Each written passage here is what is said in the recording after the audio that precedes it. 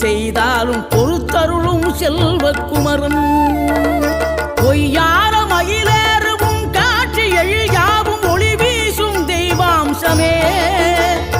பொய்யான என் வாழ்க்கை புவி மீது நிலையாக அருள் செய்ய வர வேணுமே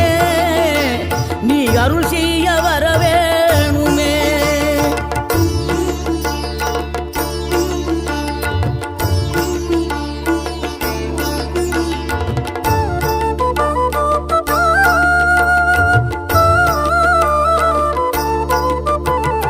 இகழ்தலையும் புகழ்தலையும் ஒரு முகமாய் கருதும்படி செவி உரைத்த முத்துக்குமரன்